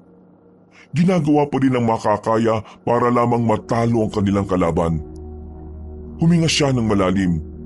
Nadagdagan ng lakas ng kanyang loob dahil sa mga kasama niyang hindi nawawala ng pag-asa. Melanie, kaya natin to! Naniniwala ako na maya-maya lang darating ang pag-asa natin. Pinilit ni Jose na ipagsawalang bahala ang lahat ng hapdi at kirot na nararamdaman niya. Muli itong umatake kay Carlos. Napangiti na lamang ng nakakaloko ang lalaking aswang. Ngunit ang hindi nito alam, si Melanie pala ang unang makakalapit sa kanya. Tinaga ito ni Melanie. Tinamaan agad ng babae si Carlos sa bandang batok. Dahil dito ay bagyang napatigil ang lalaking aswang. Pero tulad ng una, wala pa rin nangyari. Hindi man lang nasaktan si Carlos. Tinatawanan lang sila nito. Dinakma ni Carlos si Melanie at saka pinagkakalmot sa kung sasaang parte ng katawan.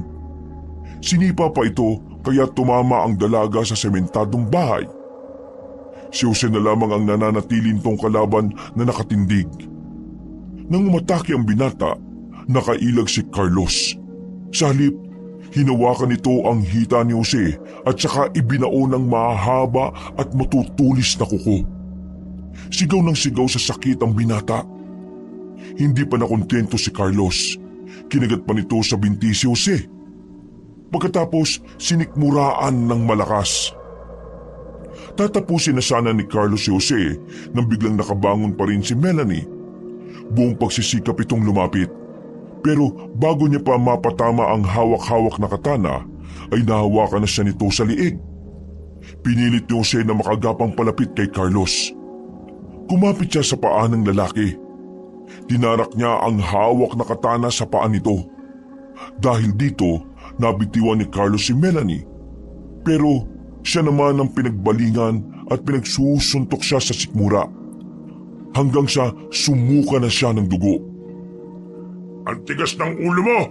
Sinabi nang wala akong pakialam sa iyo Sayang lang ang oras ko na paslangin ka. Hindi ko hayaan na saktan mo si Melanie. Ako ang harapin mo! Bakit? Mahal mo ba ang isang ito? Ganon Mas maganda! Sumilay ang nakakatakot ng ngiti ni Carlos. Dahil dito ay mas lalong kinabahan si Jose. Batin niyang mas lalo pang maghangad ng pinunong aswang na mapaslang si Melanie sa mga sandaling yon. Naglakad uli si Carlos patungo sa dalaga na sa mga sandaling ito nahihirapan ng makakilos. Pero pinipilit pa rin itong makakilos. Pasensya ka na babae, pero ang ayaw ko sa lahat ay yung may mga nagmamahalan sa harapan ko. Kaya ngayon, ikaw na munang uunahin ko. Humaba ang kuko ni Carlos.